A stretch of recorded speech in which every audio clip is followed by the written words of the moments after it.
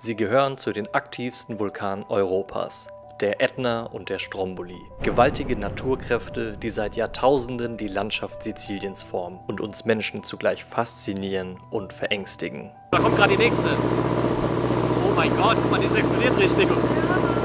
Wir nehmen dich mit auf ein Abenteuer mitten hinein in die Welt der Vulkane. Dorthin, wo die Erde brodelt und die Luft nach Schwefel riecht.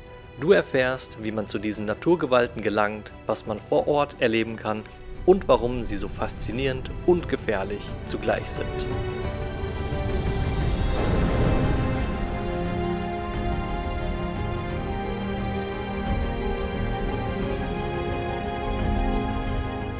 Guten Morgen aus Catania, der zweitgrößten Stadt hier auf Sizilien und der perfekte Ausgangsort, um den höchsten aktiven Vulkan Europas zu sehen, den Mount Etna, weil der liegt nur ungefähr 50 Kilometer entfernt. Und wir haben uns hier so einen kleinen gelben Flitzer gestern Abend schon ausgeliehen, haben jetzt 7:30, Sonne scheint. Ich würde sagen, let's go! Buongiorno. Buongiorno. Ich habe auch noch ein bisschen Frühstück besorgt. Es gibt ja hier immer sehr geile Bäckereien und ich sag mal so, darunter verbirgt sich eine erlesene Auswahl an Croissants. Ja, damit sind wir gut ausgestattet.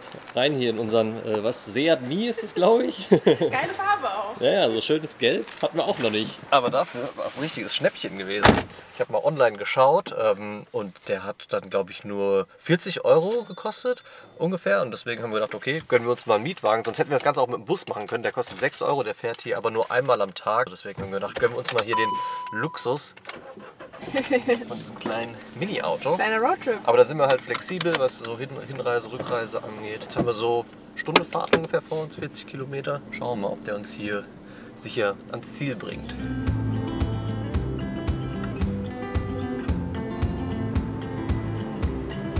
Das Schöne am Mietwagen ist, man kann mal einen kleinen Stopp einlegen, wenn man so eine tolle Aussicht auf den Ätna hat, wie jetzt gerade. Gerade, dass er so wolkenlos zu sehen ist, weil das ist meistens nur morgens der Fall. Ab 9, 10, 11 Uhr verhüllt er sich gerne mal in Wolken. Zumindest waren es die letzten Tage so. Deswegen konnten wir hier gerade nicht einfach dran vorbeifahren, ohne anzuhalten, um mal ein paar schöne Aufnahmen vom Ätna zu machen.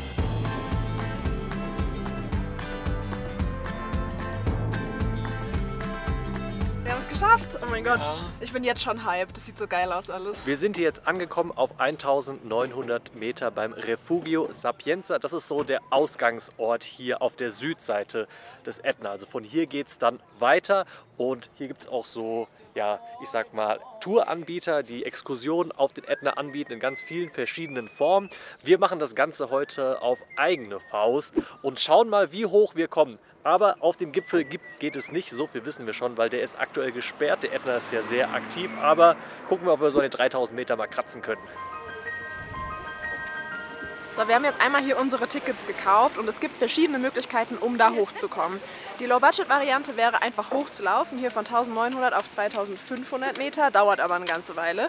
Normalerweise nimmt man die Seilbahn und da hat man dann zwei Möglichkeiten. Entweder man nimmt einfach nur die Seilbahn auf 2500 Meter und geht dann zu Fuß weiter, da weiß man aber nicht so ganz genau, wie weit man kommt. Und deswegen haben wir jetzt ein Kombi-Ticket gekauft, das ist die zweite Variante, aus Seilbahn, dann geht es nochmal weiter in einem Jeep und dann mit einem Guide darf man auf knapp 3000 Meter laufen.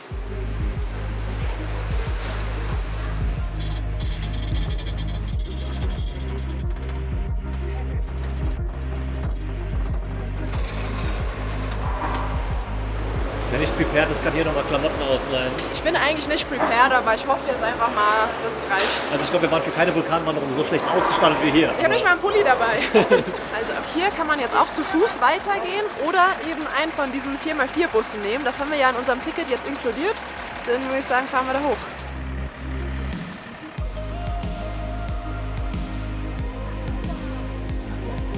Good morning to everybody and welcome here at 2,850 meters above sea level. My name is Pepe, nice to meet you. I'm your volcanological guide. Buongiorno.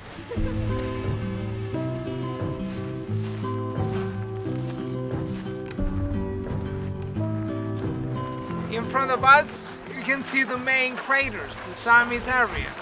On the right side the southeast crater, to the left the Boca Nova crater, where we usually go with tourists, with clients. It's not possible to do it now because it's too dangerous.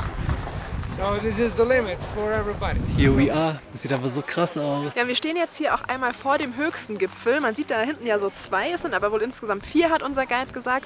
Und es ist auch nicht immer gleich, welcher der höchste Punkt ist. Und es variiert auch die Höhe von dem Vulkan, weil der so aktiv ist. Aktuell ist die höchste Stelle 3400 Meter. Und generell ist es auch hier richtig cool mit der Landschaft, weil man auch so viele verschiedene Krater hat. Und man merkt so richtig, wie aktiv das hier alles noch ist. Hier oben dampft alles drauf. Da ist es so richtig gelb vom Schwefel. Man riecht es auch ein bisschen, nicht so krass. Wir sind noch relativ weit weg, ja. Ja, und aber einfach alles schwarz und noch ein bisschen Schnee, also auch ein cooler Kontrast irgendwie.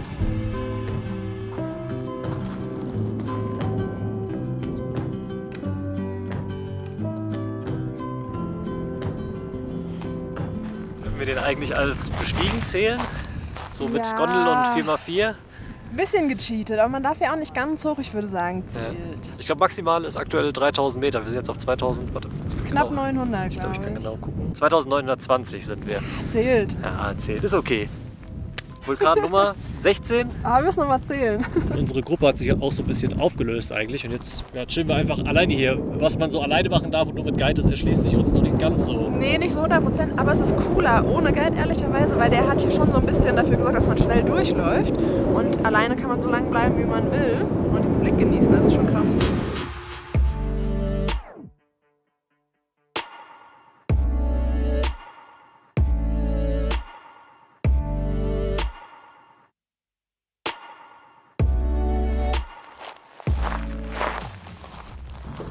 Und falls euch das Video bis hierhin gefallen hat, dann würde uns einen Daumen nach oben freuen. Das hilft unserem Kanal sehr. Und sollten euch mehr Videos interessieren, hier aus Sizilien oder aus ganz vielen verschiedenen Regionen der Welt, Länderguides, Vlogs, Weltreisevorbereitung und so weiter und so fort, dann abonniert diesen Kanal.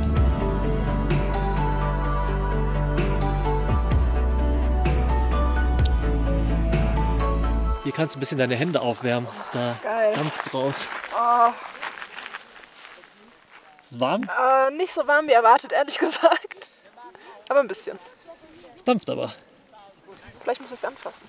Wir gehen so langsam wieder runter, dann mit dem 4x4. Man kann jetzt aber auch laufen, wenn man möchte, und dann mit der Gondel und dann fahren wir mit dem Auto zurück nach Catania. Und wenn ihr mit dem Bus hier seid, der fährt ja um 8:15 Uhr in Catania los und dann um 16:30 Uhr, glaube ich, Ja. wieder zurück nach Catania von hier aus direkt. Und ich muss sagen, ich bin positiv überrascht davon, wie wenig jetzt doch hier los ist, weil als wir angekommen sind, und es war ja schon morgens, wie viel da los war bei der Gondel und so weiter, muss ich jetzt sagen, klar, man hat hier überall die Gruppen und so weiter, aber jetzt ist es eigentlich voll entspannt. Ich meine, der Vulkan ist groß genug für alle. Und wisst ihr, was das Coolste ist? Das war jetzt nicht unser einziges Vulkanabenteuer hier in Sizilien, sondern wir gehen auch noch zum Stromboli und ich würde sagen, wir sehen uns in ein paar Tagen auf dem Weg dorthin wieder.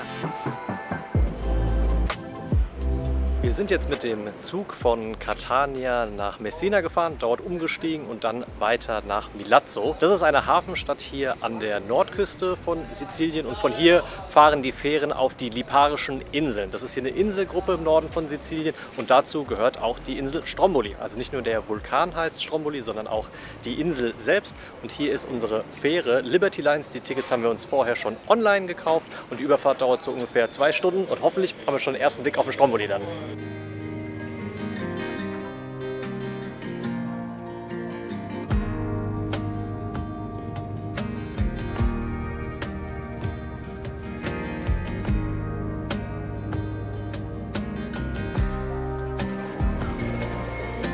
Willkommen auf Stromboli. Da ist er. Er ist nicht zu übersehen, also diese ganze Insel ist basically der Vulkan und dann dieser kleine Ort hier. Stimmt nicht ganz, weil es gibt nämlich 2 Orte hier. Ginostra heißt, glaube ich, der andere. Da hält die Fähre auch zuerst. Aber wir sind jetzt hier in Stromboli, also im Ort Stromboli, auf der Insel Stromboli, beim Vulkan Stromboli. Und hier gibt es kaum motorisierten Verkehr auf der Insel, also nur diese ganzen Dreiräder, Golfkarts, ein paar Roller und so. Deswegen laufen wir jetzt auch zu unserer Unterkunft, aber ich glaube, es sind nur so 10 Minuten. Ja. Hier ist nichts sonderlich weit voneinander entfernt.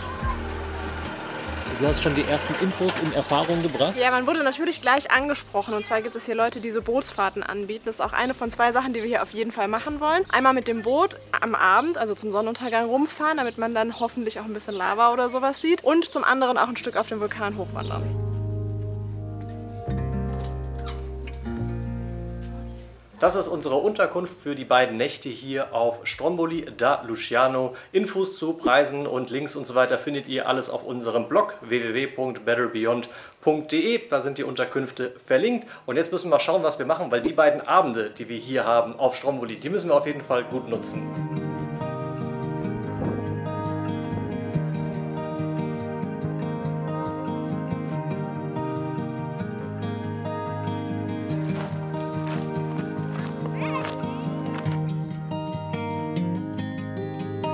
Wir sind hier jetzt runter zum Hafen gegangen und da gibt es dann ein paar Bootsanbieter und die bieten halt Touren an, dass man so ein bisschen um den Stromboli drum fahren kann zum Sonnenuntergang und dann halt auch bei Dunkelheit. Und wir hoffen natürlich, dass wir ein paar Ausbrüche mit Lava sehen können. Deswegen sind wir hier, weil der Stromboli ist ein aktiver Vulkan, ungefähr 930 Meter hoch hier von der Meereshöhe aus. Wenn man jetzt vom Meeresgrund ausgeht, über 3000 Meter. Also dafür, dass er ja dann doch relativ klein ist, von der Fläche her ist es ein relativ spitz zu laufender Vulkan. Und daran kann man auch erkennen, dass es ein Schicht- oder auch Stratovulkan ist. So nennt man diese Vulkane, die so kegelartig sind und die dann halt eher so explosionsartig ausbrechen. Und dem gegenüber stehen die Schildvulkane. Das sind eher so ja lang zulaufende Vulkane, kennt man aus Island oder auch auf Hawaii beispielsweise. Und die haben dann eher so einen dickflüssigen Magmafluss, eher so langsam, also ein bisschen Vulkan-Insider-Wissen auch haben wir jetzt ja über die Jahre gesammelt. Und mal schauen, ob wir heute einen Ausbruch live sehen können. Bootstour startet um 7. Wir haben kurz vor. Let's go!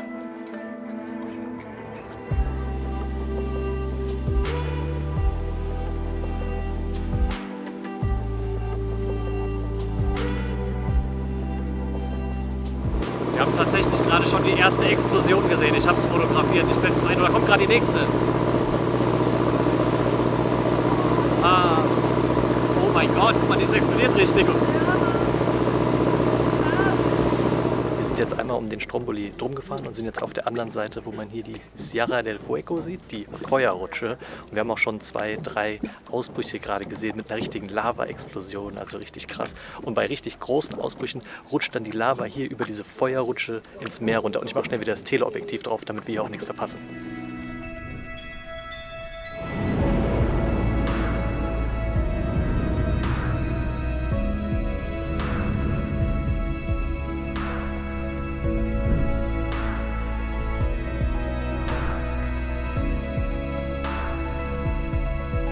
Wir haben jetzt bestimmt schon 4 oder 5 Eruptionen gesehen, so alle Viertelstunde ungefähr, würde ich sagen, so richtig krass mit Lava. Und übrigens diese Art der Ausbrüche, also mit so ja, roter Lava, Lavabomben und so weiter, das wird auch strombolische Eruptionen benannt hier nach dem Stromboli, so wie wir es beispielsweise auch auf dem Fuego hatten oder auch der Ätna, auch ein Vulkan mit strombolischer Aktivität und der Name rührt hierher und wir warten jetzt noch ein bisschen.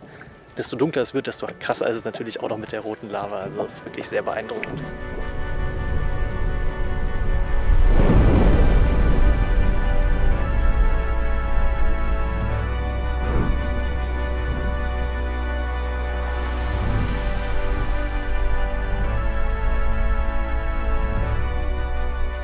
Questa sera è fantastico, Vulcano.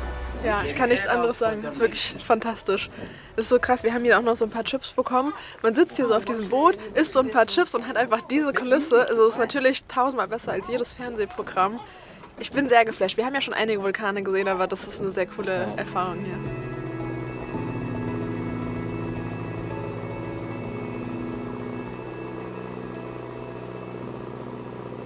Captain Antonio hat uns sicher wieder an Land gebracht und ich sag mal so, den Spitznamen, der Leuchtturm des Mittelmeers, den hat sich der Stromboli wirklich verdient. Also wir haben jetzt bestimmt so 12 oder 13 so kleinere Ausbrüche gesehen oder auch größere. In einer Stunde halt. Also es war wirklich so, teilweise alle 2 Minuten ein Ausbruch, dann hat man mal wieder ein bisschen länger gewartet, aber es war viel krasser, als ich erwartet hätte. Also es war auch nicht nur, dass es so ein bisschen Feuer gespuckt hat, teilweise richtig hoch und man sieht dann auch so die Lava runterlaufen. Und mir kommt es so vor, als hätte die Insel so 2 Gesichter. Also wenn man hier ist, wo der kleine Ort ist, ist der Vulkan auch noch so grün bewachsen. Man sieht nicht unbedingt, dass er aktiv ist. Sogar. So wirkt ganz friedlich. Und dann fährt man halt rum auf die andere Seite, wo wir jetzt waren und sieht dann diese gewaltigen Lavaströme und halt die Ausbrüche und denkt so, okay, der ist doch aktiv. Und ich finde es halt krass, dass hier ein kleiner Ort ist, also das, oder 2 sogar, dass man einfach gesagt hat, ja, man lebt hier, weil man geht davon aus, dass die Lava in die andere Richtung ausbricht. Ja. So. Aber war in der Vergangenheit nicht immer so. Ja. Es gab auch Ausbrüche, wo die Insel evakuiert werden musste. Ich glaube zuletzt 2019. Also es ist natürlich auch nicht ungefährlich, aber ein ja, richtig krasses Spektakel. Und das Coole ist, Wir haben 2 Nächte hier. Das heißt, das Spektakel geht morgen weiter.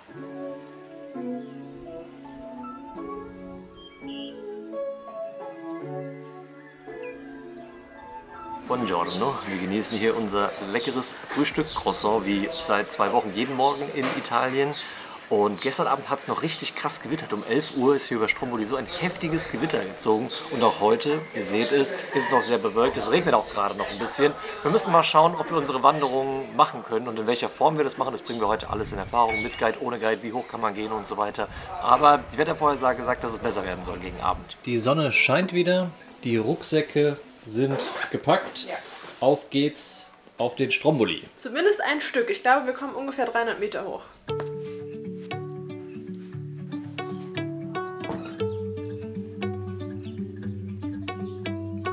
Dadurch, dass der Stromboli aktiv ist, verändert sich auch immer die Höhe, bis zu der man mit und ohne Guide gehen kann. Ähnlich wie beim Ätna. Vor 2019, vor dem etwas größeren Ausbruch, war das so, dass man auf den Gipfel gehen konnte mit einem Guide und mit einer Tour und ich glaube bis auf 400 Meter ohne Guide. Das hat sich jetzt geändert. Auf den Gipfel darf man gar nicht mehr und man darf nur bis auf 400 Meter mit einem Guide und ohne Guide ungefähr auf 300 Meter. Das ist das, was wir heute machen. Also keine geführte Tour, die kostet sonst so 30 € und man ist halt 100 Meter höher. Ob sich das lohnt oder nicht, das werden wir wahrscheinlich nachher erst sehen.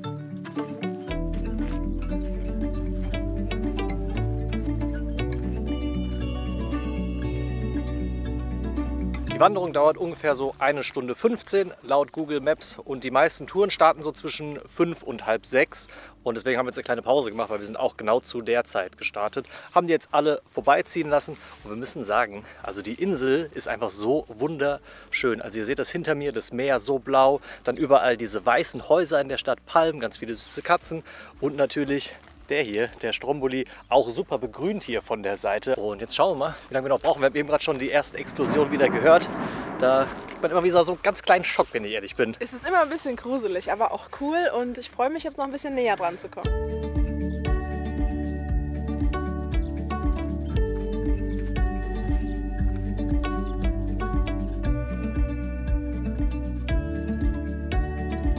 Okay, der erste Blick auf den Krater. Okay, man kann ja von hier schon ganz gut sehen. Ich glaube, das wird gut, weil das ist auch das, was wir gestern vom Boot von unten aus gesehen haben. Ja. Und da kommt eigentlich auch Lava raus. Ja. Und hier ist der Viewpoint auf 290 Meter. Und da oben, ich weiß nicht, ob man es sehen kann, ein bisschen kleiner, da sind die 400 Meter. Da laufen gerade noch ein paar Gruppen hin. Aber ist besser, als ich dachte. Ja, ich auch.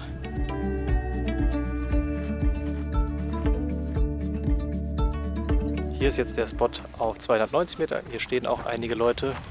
Und hier geht es weiter, theoretisch, aber hier ist so ein Schild, da steht auch drauf, 500 € Strafe und wir haben gerade 2 getroffen, die hochgegangen sind, die wurden wieder runtergeschickt. Also macht es keinen Sinn, hier irgendwo noch zu versuchen. Dann suchen wir uns jetzt hier ein schönes Plätzchen und genießen das Spektakel.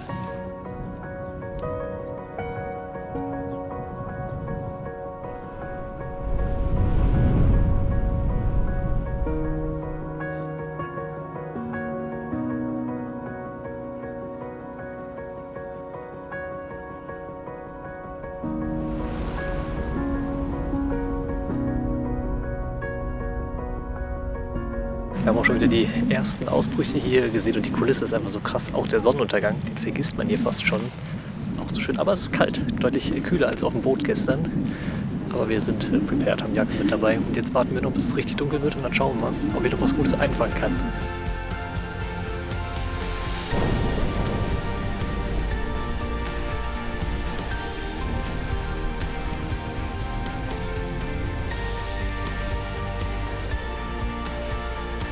Wir haben jetzt ausgeharrt, noch bis 9 Uhr, haben noch ein paar Eruptionen gesehen, auch bei der fast kompletten Dunkelheit. Also es war wieder sehr spektakulär, wobei zwischendurch immer mal wieder so ein paar Wolken reingegangen sind und insgesamt würde ich sagen, war ein bisschen weniger aktiv als gestern, oder? Ja, würde ich auch sagen. Ja, aber trotzdem bestimmt auch so 6, 7 größere, also richtig cool. Jetzt haben wir Stirnlampe angezogen, jetzt geht es im Dunkeln zurück in die Stadt. Und ins Warme. Und ins Warme, ja, aber es war okay, war jetzt nicht so kalt, fand ich.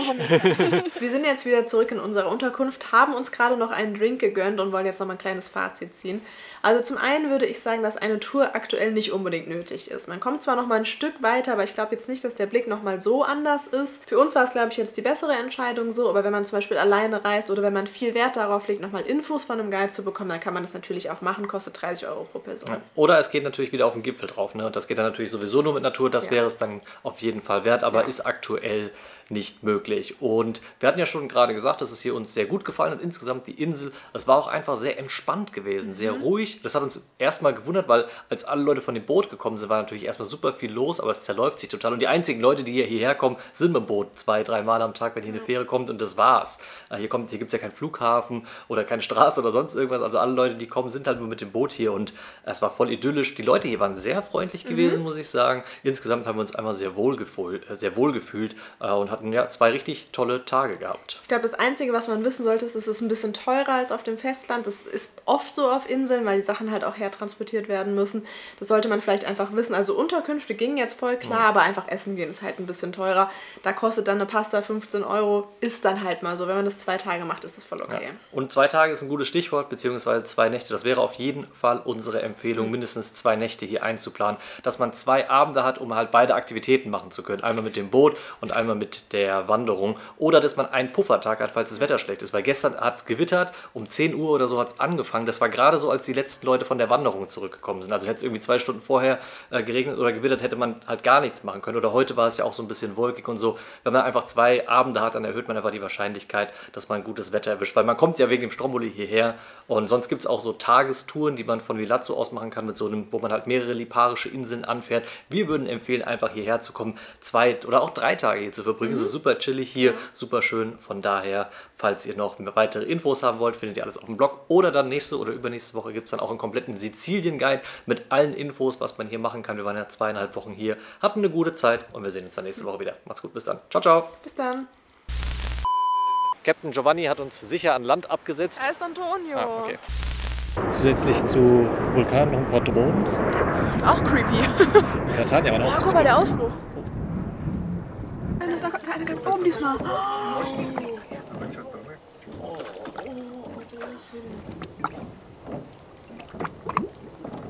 Also man sitzt einfach hier zusammen mit den Möwen und wartet darauf, dass der Stromboli ausbricht. Meins, meins, meins.